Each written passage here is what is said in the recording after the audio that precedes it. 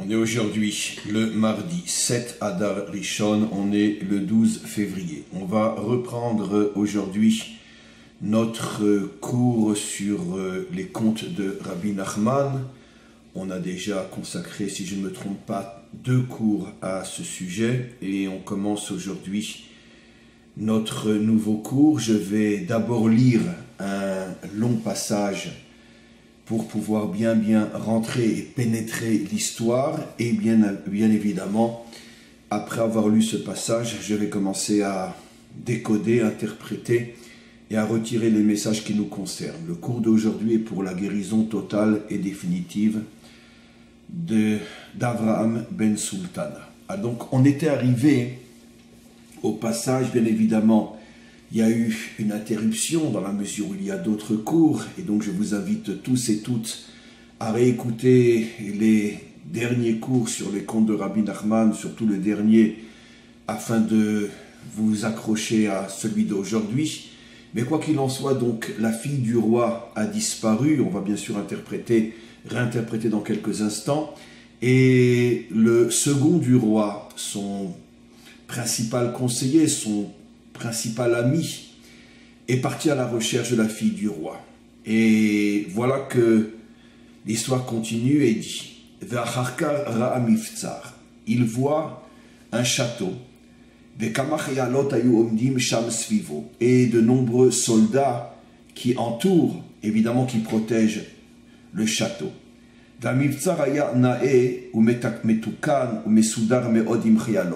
Le château était très beau. C'était pas, on aurait pu imaginer, une forteresse qui inspire la crainte, qui inspire la peur. Bien au contraire. Un château très beau, luxueux, qui donne même envie d'y rentrer et qui n'inspire absolument ni la peur, ni la crainte. La seule chose qui inquiétait ce messager qui recherche la fille du roi, c'est bien sûr tous ces soldats. Et s'ils sont là, c'est apparemment pour empêcher quelqu'un de s'approcher et de rentrer sans permission dans le château. Ils ne vont pas me laisser rentrer. Il a commencé à réfléchir et il s'est dit, de toute façon ma mission c'est de tout faire, de tout tenter pour récupérer la fille du roi. Si je commence à rebroucher chemin à chaque fois qu'il y a un obstacle, à chaque fois que j'ai des raisons d'avoir peur, il ne fallait pas que je commence, parce qu'on ne libère pas la fille du roi sans prendre de grands risques. Donc il a décidé d'aller et d'avancer. Il est surpris.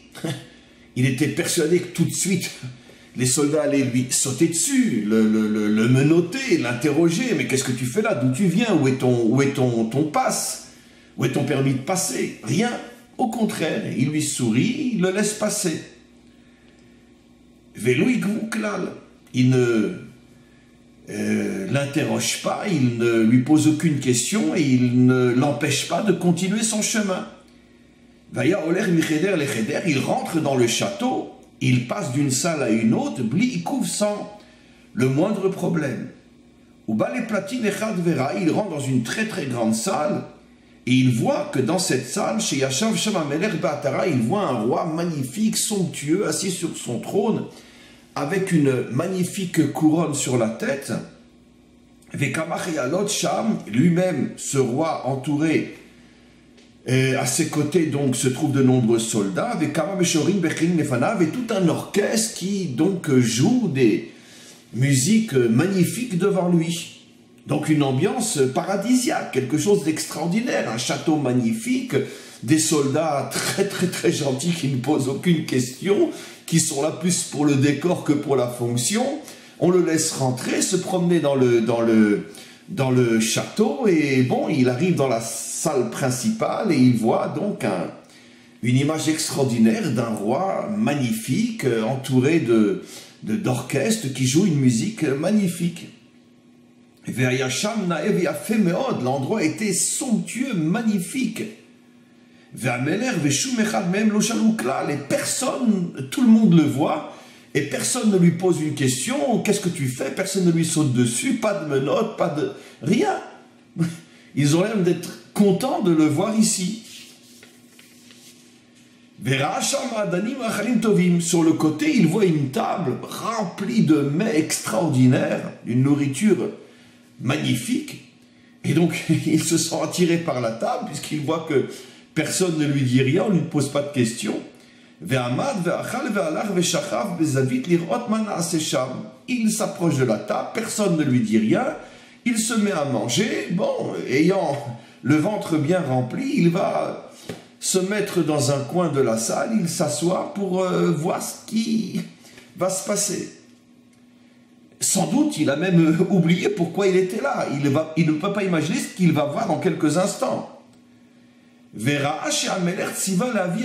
tout d'un coup, il entend le roi dire qu'on amène la reine. Et ils sont partis la chercher.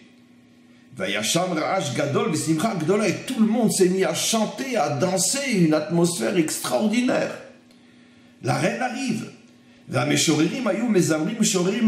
l'orchestre s'est mis de plus belle à faire une musique extraordinaire pour accueillir la reine. Et voilà que la reine arrive. On amène un trône pour l'asseoir à côté du roi. Mais c'était la fille du roi que le messager recherchait. Il la regarde et il la reconnaît. Là aussi, il est stupéfait, puisque la fille du roi a été kidnappée. Il s'attendait à ce qu'elle soit quelque part dans une prison, ou si on l'amène devant le roi, qu'on l'amène avec des habits déchirés, avec des chaînes, avec des menottes, gardés par des soldats qui font peur. Non, au contraire, on lui fait une fête extraordinaire, on lui fait un kavod, on la réceptionne avec des honneurs inimaginables, des musiques extraordinaires, tout le monde danse, tout le monde chante. Elle n'a pas été kidnappée apparemment, elle a l'air extrêmement heureuse, mais c'est le meilleur qu'il pouvait lui arriver. Si son père voyait ça, il se dirait mais je me suis trompé, elle n'a pas été kidnappée, elle a trouvé véritablement le lieu, l'homme, le roi, puisque finalement elle était destinée sans doute à épouser un roi. Elle a trouvé mieux que tout ce que j'aurais pu rêver pour elle, dirait son père apparemment. Après, Itzitza Malka Verata Oto, Verata Echad, la reine, une fois qu'elle est assise, donc la fille du vrai roi, après s'être assise sur le trône, elle regarde et tout d'un coup, elle remarque dans un coin un homme qui est assis chez Shochef et Zavid Veikira Oto, et tout de suite elle le reconnaît, mais c'est le conseiller de mon père, c'est l'ami de mon père. Ve'amda Mikiso, elle se lève, personne ne lui dit rien. Ve'alcha Lesham, elle s'approche de lui, Venagabo, elle le touche pour voir si elle ne rêve pas, si c'est bien lui. Ve'shaloto, elle lui demande, Atamakiroti, tu me reconnais? Demande la fille du roi au serviteur, au messager, tu me reconnais? Ve'shivla, il lui répond, Animakirota, bien sûr que je te reconnais. Tu es la fille du roi qui a été perdue. Ça fait des années que je te cherche. Et le messager demande à la reine, à la fille du roi, mais comment tu es arrivé ici? Et elle lui répond, c'est quand cette mauvaise parole est sortie de la bouche de mon père. Il a dit que je serais pris par le lotov, par ce qui n'est pas bien, pas par le mal, comme j'avais déjà expliqué, par ce qui n'est pas bien. Et je suis vraiment dans l'endroit qui n'est pas bien. Et donc, elle lui révèle que malgré toute l'apparence, malgré le fait que le château est un château somptueux, malgré le fait que les soldats ont l'air d'être d'une gentillesse extrême, malgré le fait qu'elle vit dans une joie, dans une opulence, dans un respect extraordinaire, on en a fait la femme du roi, malgré le fait que tout semble être extraordinairement bon et bien dans cet endroit, c'est justement la raison pour laquelle cet endroit s'appelle Lotov. Para parce qu'il n'est pas Ra, il n'est pas mal. Ra veut dire mal. Il n'est pas mal. On ne fait que du bien ici. Mais ce n'est pas du vrai bien. Il est l'Otov. Ne nous trompons pas. Et moi, la fille du roi, dit-elle au messager, je le sais. Mon père ne s'est pas trompé. On m'a capturé, on m'a amené dans un endroit où tout le monde a l'impression que c'est un endroit extraordinaire. Mais moi, je sais que cet endroit n'est pas bien. Ce n'est qu'une vitrine, ce n'est qu'une apparence. Je suis une fille perdue. Je suis capturée. Mais si Perla, alors le messager lui dit, Shavia mitzter me'od, sache que ton père est très très très très triste. Veshu mevaksha kavashim, ça fait des années qu'on te recherche. Veshal ota, il lui a dit, est-ce que je peux t'emmener avec moi? Tout le monde a l'air tellement gentil, tellement bon, personne ne m'a posé aucune question, on ne m'a pas arrêté, on m'a laissé venir jusqu'à toi, ils sont tous en train de nous entendre, de nous voir, nous parler, et personne ne nous sépare, mais c'est un endroit extraordinaire. Même moi, j'avoue que je ne comprends pas pourquoi tu appelles cet endroit le Lotov, le pas bien. Donc viens, je te ramène à la maison. Vamralo, elle lui dit non.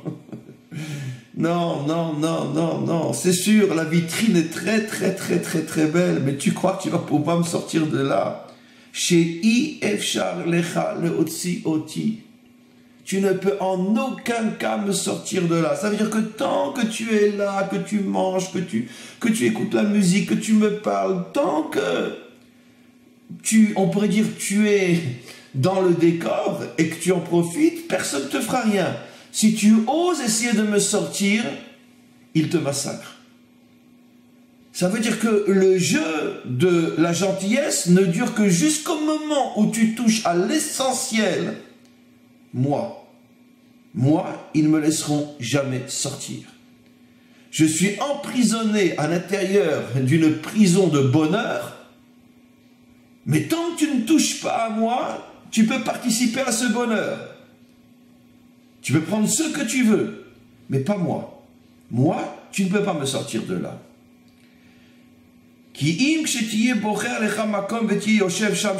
Mais je vais te donner un conseil, quoi faire pour essayer de me sortir de là. Tu vas d'abord quitter cet endroit, tu vas choisir un endroit dans lequel tu seras seul pendant 1 an. Et pendant 1 an, tu ne vas penser qu'à moi, comment tu peux me sortir de là. Je veux que tu ressentes, que tu éprouves un désir profond qui t'habite et qui ne te lâche pas, qui ne te quitte pas une seconde. 24 heures sur 24, je veux que tu penses à moi, dans quelle situation je suis.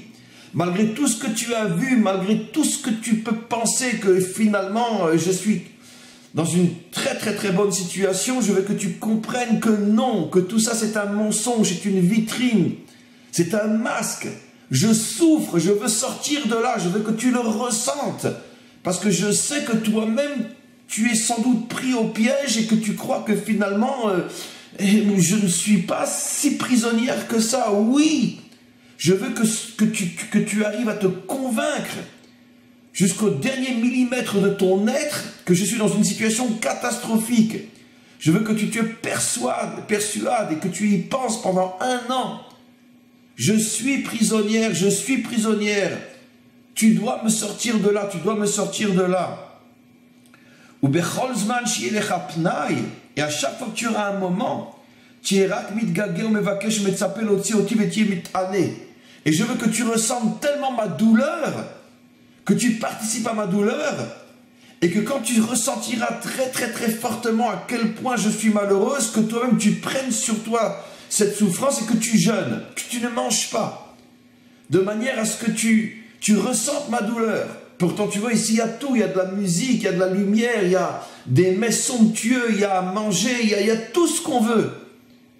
Mais en vérité, je n'ai rien, je souffre, et je veux que tu ressentes ma souffrance, et que toi aussi, tu te mettes à jeûner, tu ne manges pas, pour mieux ressentir ma souffrance. Ubayom ha'acharon, et le dernier jour de l'année, quand tu te sentiras vraiment prêt à venir me chercher, parce que ça dépend de toi, de ta conviction, de ta compréhension profonde que malgré toutes les apparences, oui, je souffre. Quand toi, tu auras compris ça, parce que je sais que pour l'instant, tu ne le comprends pas, car tu vois tout le contraire. À ce moment-là, le dernier jour, tu viendras, et ce jour-là, surtout ne mange pas. Velotishan kol me'et le'et. Et deuxième condition, le jour où tu viendras me chercher, tu ne manges pas ce jour-là, et pendant 24 heures, pendant toute la journée où tu viens me chercher, tu ne dors pas. Tu dois rester éveillé toute la journée et jeûner. Ve'alar ve'asaken. Il est parti et il a commencé à faire ce que la reine lui demandait. On va s'arrêter là pour aujourd'hui. J'ai déjà fait un peu plus que traduire uniquement. J'ai déjà rajouté, même en restant dans le contexte de l'histoire, j'ai déjà rajouté pas mal d'indices qui permettent de mieux ressentir l'histoire. Et ici, Rabbi Nachman nous révèle quelque chose d'absolument incroyable. Comme on l'a expliqué déjà dans les précédents cours, la fille du roi, c'est la malchoute, la royauté.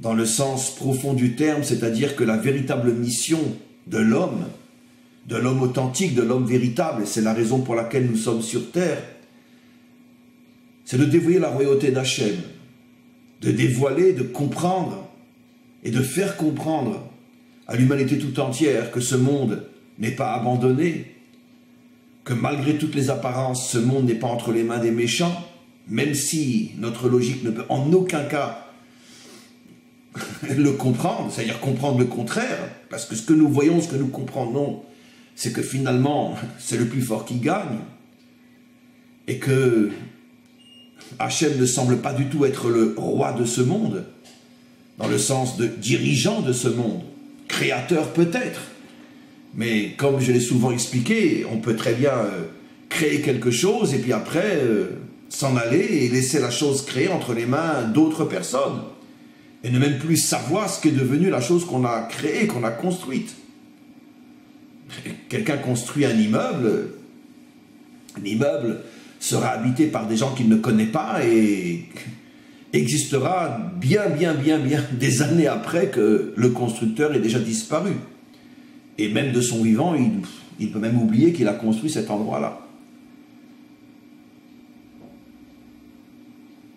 Donc, dévoiler que Hachem est roi, dévoiler la royauté d'Hachem, c'est ça la fameuse fille du roi, c'est quelque chose qui est peut-être la mission la plus difficile sur terre. Parce que si la mission était d'être un homme bien, d'être un homme vrai, d'être un homme authentique, d'être un homme juste, je ne dis pas que c'est facile. Mais bon, ça me concerne moi essentiellement et je peux travailler sur moi. Je peux essayer de travailler sur mes défauts, de renforcer mes qualités, de devenir quelqu'un de bien. Mais là, dévoiler que Hachem est roi, que Hachem dirige ce monde, et que malgré toutes les apparences, c'est lui et seulement lui qui est à la tête de ce monde, ça ne dépend pas de moi. Le mal est là, les méchants sont là, le mensonge est là, toutes les catastrophes sont là. Ça, je le vois, c'est concret, lui où il est. Même s'il a créé ce monde, où il est aujourd'hui, tout semble contredire le fait que le monde est encore entre ses mains. C'est la mission la plus difficile. C'est la raison pour laquelle pratiquement personne, même parmi les gens bien, personne n'est intéressé à accomplir cette mission. Tout le monde, je parle bien sûr des gens bien, tout le monde se cherche, s'invente d'autres missions, beaucoup plus faciles. Je dois être quelqu'un qui étudie et qui connaît la Torah. Je dois enseigner la Torah. Je dois accomplir les commandements divins. Je dois être un homme juste, un homme bon, un homme vrai, un homme authentique. Tout ça, on le connaît. Ce sont toutes les missions que proposent les gens bien pour voiler la vraie mission, dont personne ne parle parce que c'est la plus difficile. Dévoiler que Hachem dirige ce monde. Parce que pour dévoiler qu'Hachem dirige ce monde, je dois m'attaquer à toutes les mensonges, à tous les puissants, à toutes les forces contraires qui dirigent apparemment ce monde. Je dois donc me mettre en danger. Et cette mission n'intéresse personne. Donc le discours des gens bien, entre parenthèses, on le connaît. Vous devez étudier la Torah, vous devez manger kasher, vous devez accomplir les commandements divins. Et quand c'est un discours beaucoup plus général, vous devez être des hommes bien, ne trompez pas vos femmes, ne trompez pas votre mari, construisez votre couple, éduquez bien vos enfants, faites du bien dans votre vie. Le discours classique, on le connaît ce discours. Mais vous entendrez quelqu'un un jour qui nous dira, levons-nous et partons en guerre contre le mal. Libérons la royauté d'Hachem. Personne ne tiendra ce discours. Personne.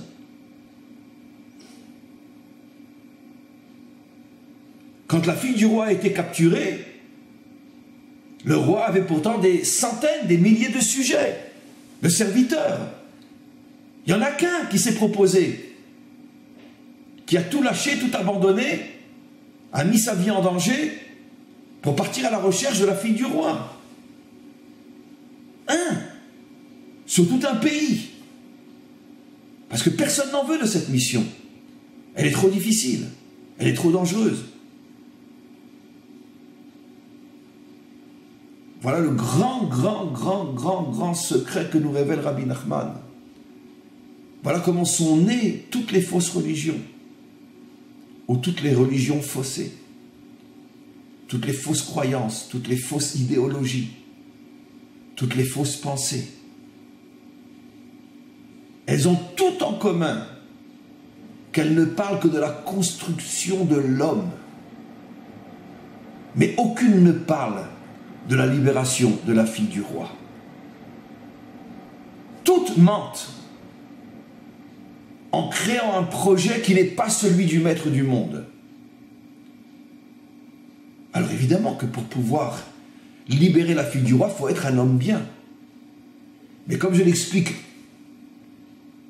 constamment, il ne faut pas confondre le but et le moyen. Être un homme bien, c'est le moyen, mais pas le but. Le but, c'est de risquer sa vie pour libérer la fille du roi. Et ça, personne n'en parle.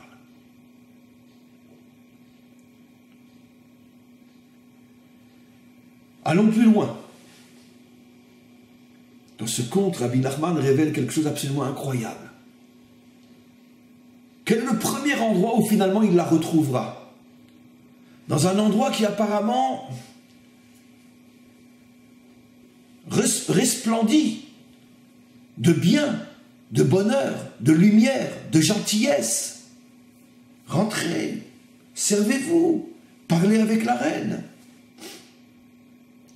Un endroit où apparemment on ne se trouve pas dans un monde de méchants, dans un monde de gentils. Qu'est-ce que Rabbi Nachman nous révèle ici? C'est incroyable, surtout à l'époque où il vivait, il y a plus de 300 ans, dans un contexte où les peuples, les nations étaient à des années-lumière d'imaginer la situation à laquelle lui fait allusion, un véritable prophète. Rabbi Nachman explique que il y a finalement deux manières de s'attaquer à la fille du roi. La première, celle qui a été la manière dont toutes les nations, tous les peuples ont vécu pendant des millénaires jusqu'à notre époque moderne. C'est bien sûr la dictature féroce, la soumission des peuples et finalement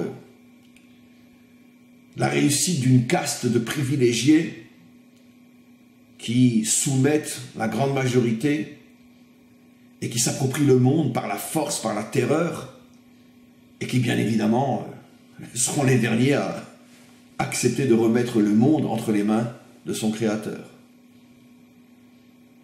C'est l'histoire du monde jusqu'à l'époque contemporaine, jusqu'à la naissance de la démocratie, du libéralisme. Rabbi Nachman saute complètement cette étape-là. Parce que ce n'est pas le plus grand problème. C'est dur, c'est très dur. Ça a duré des millénaires. Ça dure encore aujourd'hui dans, malheureusement, beaucoup d'endroits. Mais ce n'est pas cette forme de méchanceté qui met véritablement la fille du roi en danger. Parce que quand le monde est méchant, et que quand une minorité de méchants domine la majorité, ben au moins la majorité est consciente que on ne vit pas quelque chose de normal. Et tôt ou tard, on se révoltera.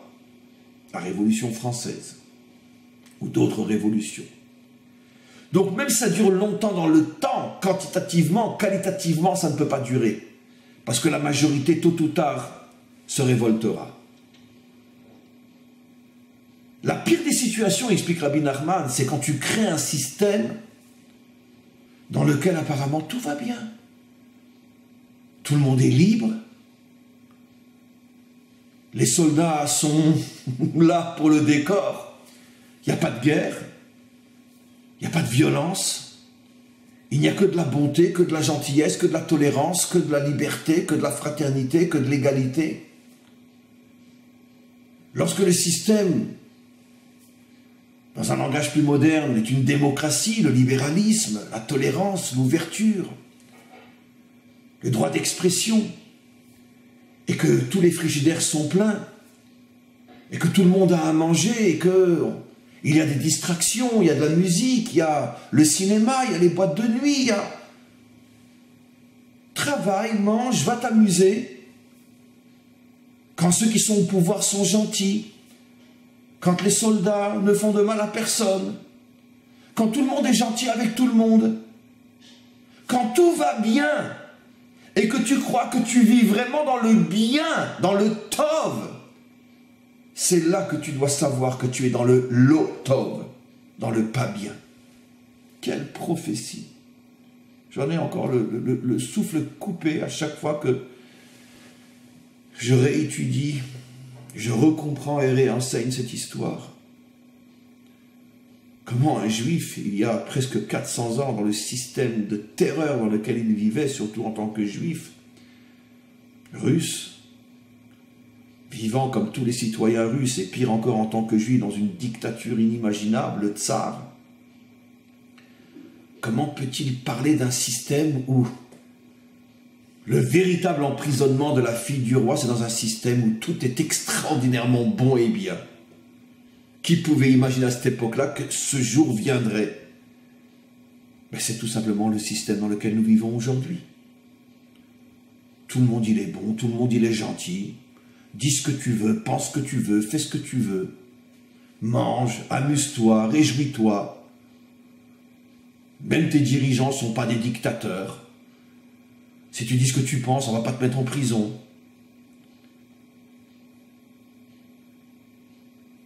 De tous les cas de figure possibles, des systèmes tels que c'est encore aujourd'hui en Russie, en Chine, ne parlons pas dans le monde musulman. De tous ces systèmes-là, Rabbi Nachman choisit de définir le plus dangereux de tous par rapport au véritable projet divin. Le plus dangereux de tous, c'est le monde dans lequel nous vivons, où tout va bien. Travaille, mange, fais de l'argent, amuse-toi, tout va bien. Et c'est toi qui décides qui va être à ta tête, c'est toi qui votes. Mais c'est fabuleux. Mais c'est le meilleur des mondes. Nous dit Rabbi Nachman, c'est le plus dangereux de tous. Parce que dans un monde comme ça, plus personne ne pensera à libérer la fille du roi. Elle va très bien, la fille du roi. Elle va très bien. Tout va bien. Tout le monde est gentil. On l'a compris bien sûr sur le plan collectif. Sur le plan individuel, c'est exactement la même chose. Tant qu'un homme faute, se comporte mal, mais en même temps des épreuves, des souffrances, c'est clair que si c'est un homme plus ou moins normal, il va faire la correspondance entre ses fautes et tout ce qui va mal dans sa vie, et tôt ou tard, il risque de se réveiller, de prendre conscience et de changer sa vie.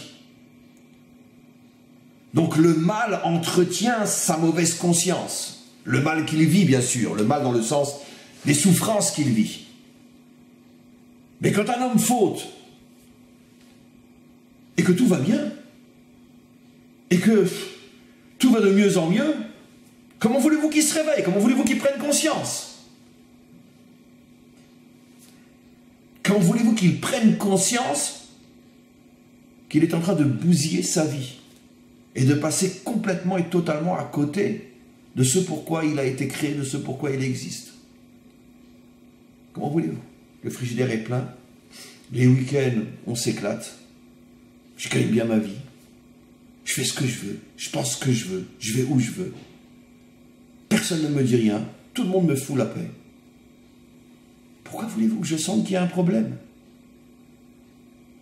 Comme je l'expliquais dans le cours d'hier, la pire des choses qui puisse arriver à un homme, c'est quand tout va bien. Parce que c'est précisément quand tout va bien que tu es dans le pas bien. Comme l'explique le conte. Tu es dans le pas bien. Le pire ennemi de l'homme, c'est quand tout va bien. Alors évidemment que... Qui peut comprendre ça? Même lui, qui depuis des années recherche la fille du roi, quand il arrive à cet endroit-là, il dit, mais attends, je me serais attendu à tout, mais pas à ça. Je pensais qu'on t'avait mis dans un trou. Les habits déchirés, affamés, squelettiques, avec des chaînes partout. Et tous les jours, on rentre et on te fouette. Et je m'aperçois qu'on te considère comme la reine, que tout le monde danse, que tout le monde chante pour toi, que tu es assise à côté du roi. Tu peux même te lever du trône sans demander la permission à ton mari de venir me parler, alors que tout le monde sait que je suis un étranger. Tu as le droit de penser, de dire ce que tu veux, et tout le monde te laisse liberté d'expression, liberté d'action totale. Mais qu'est-ce que c'est ce monde de fou? Viens, on s'en va. La reine lui dit, mon pauvre ami, tu n'as rien compris. Tout ce système n'existe que pour nous empêcher de toucher l'essentiel, ma libération. Et si tu oses me prendre par la main et faire 1 mètre avec moi, tu es massacré. On la connaît l'histoire. Dans toutes les démocraties, on sait très bien ce que c'est, comment ça fonctionne. Liberté d'expression, liberté de tout ce que tu veux. Mange, amuse-toi, parle, pense. Mais tant que tu ne mets pas en danger le système, parce que si tu mets en danger le système et que tu te trouves sur une moto et tu t'appelles Coluche, eh ben il y a un camion qui risque de traverser la route et tu vas avoir un grave accident. Encore à l'époque, on utilisait des camions, mais aujourd'hui, ça va beaucoup plus vite que ça. La technologie fait qu'on appuie sur un bouton, tu es mort à distance. Personne ne saura qu'on t'a éliminé parce que tu dérangeais le système. Tout le monde va croire que tu es mort de maladie ou tu as eu une crise cardiaque. Ça veut dire qu'on vit dans un mensonge inimaginable où tu peux tout dire, tout penser, tout faire tant que tu touches pas au système et à ceux qui s'en mettent plein les poches. Mais dès que tu touches au système, tu es mort. Et en vérité, comme tout le monde vit très bien, personne ne pense toucher au système. Regardez. Même la revendication, qui sur de très nombreux points est très positive et très noble, les chemises jaunes, les gilets jaunes, pardon. Mais comme je l'ai dit il y a fort longtemps déjà, en parlant d'eux, ils ne se révoltent que parce qu'ils n'ont rien à manger. Mais demain, si leur frigidaire est plein, ils ne se révolteront plus. Le pouvoir est idiot. Parce que finalement, si le pouvoir veut mettre fin à ces révoltes, ben qu'il leur donne à manger. Et hop, il les réintègre. Manger, dormir. Manger, dormir. Tiens, ça nous rappelle le conte. Manger, dormir. Une chanson douce que me chante ma maman. En suçant mon pouce, je m'endors tranquillement ou doucement. C'est ça le système démocratique. Suce ton pouce et endors-toi. C'est ça, bien sûr. Je n'arrive pas à comprendre comment le gouvernement français n'a pas compris que comme ça, ils se les mettent tous dans la poche. Remplis leur frigidaire, ils vont te foutre la paix. Parce que tout le monde s'endort quand il a le ventre plein. Tout le monde s'endort. Il faut croire qu'aujourd'hui, les dirigeants sont tellement idiots que même l'évidence, ils ne la comprennent pas. Ils devraient écouter mon cours. C'est à ça que parle, c'est à ça que fait allusion Rabbi Nachman. Lui, il a tout compris. Tu veux te mettre le peuple dans la poche pour t'en mettre encore plus plein les poches, donne-leur à manger. Un point, c'est tout. Ne les laisse pas mourir de faim.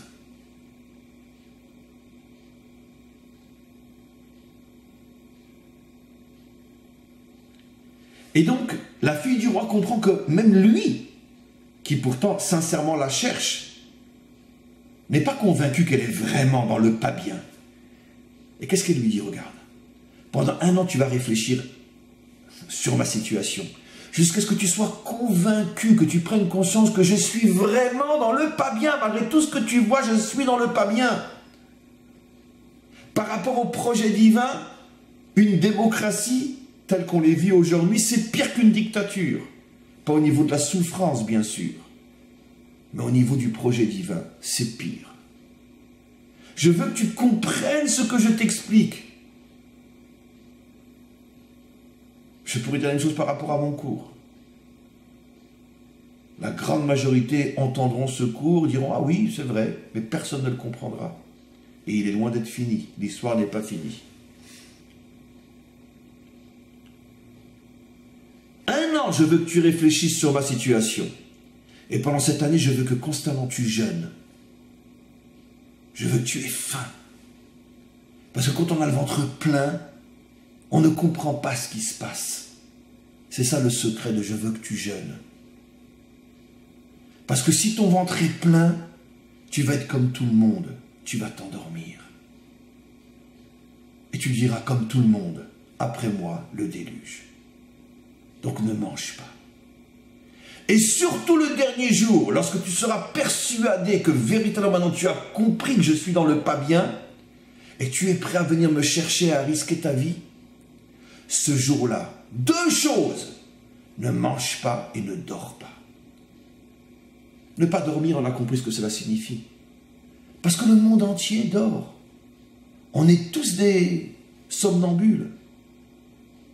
On dort tous. C'est ce que le roi David dit. Quand le Mashiach viendra, Azaïnou kecholmim, on se rendra compte qu'on n'a fait que rêver. Toute l'histoire humaine, c'est un grand rêve, c'est-à-dire des illusions totales. Toutes les idéologies, toutes les religions, on vit dans l'illusion totale. On nous roule du matin au soir, on nous ment du matin au soir. Et ne croyez pas que je parle uniquement de ceux qui ne sont pas croyants, ne croient pas en Dieu ou ne sont pas dans la Torah. Même dans notre monde à nous, on nous ment du matin au soir. Sois un bon juif, mange cachère, fais Shabbat, sois gentil, ne dis pas de mal, pense bien. Sois un bon mari, sois un bon père. Mais surtout ne t'occupe pas de l'essentiel. Dévoilez que Dieu est roi. Parce que ça, c'est pas pour toi, ça c'est... Le Mashiach viendra, il s'en occupera. Mais toi, continue à vivre dans l'illusion que tu es quelqu'un de bien. Attention, je le dis, je le redis. Je ne dis pas qu'à Dieu ne plaise, qu'il ne faut pas respecter Shabbat. Moi, même à mon âge, j'ai un ami, peu importe où, quand, quoi, qu'est-ce, comment, qui vit au 18e étage. Ça m'arrive des fois de passer Shabbat chez lui. Et il a un ascenseur de Shabbat qu'on peut prendre Shabbat. Mais moi, personnellement, je préfère monter les 18 étages à pied, malgré mon âge. Et je le fais 3 fois par Shabbat. Je ne vais pas tous les Shabbats chez lui, mais ça m'est déjà arrivé d'y aller 2-3 fois. 3 fois 18 étages à pied. Ah oui, je suis un fou furieux du Shabbat, moi. Donc ne croyez pas que je suis en train de négliger l'observance du Shabbat. Je suis en train simplement de ridiculiser ceux qui prennent l'observance du Shabbat comme un but. Ce n'est qu'un moyen. Le but, c'est de se servir de toutes ces forces que la Torah nous donne pour aller libérer la fille du roi. Et ça, personne n'en parle et personne ne s'en occupe. Heureusement que Rabbi Nachman était là. Mais combien, finalement, sont prêts à mettre en pratique ce qu'il dit? Combien? Combien? Et donc, c'est ce qu'elle lui dit, la fille du roi. Je sais que j'ai beau te dire que je suis dans le pas bien, tu ne l'as pas compris. Il va te falloir 1 an pour le comprendre.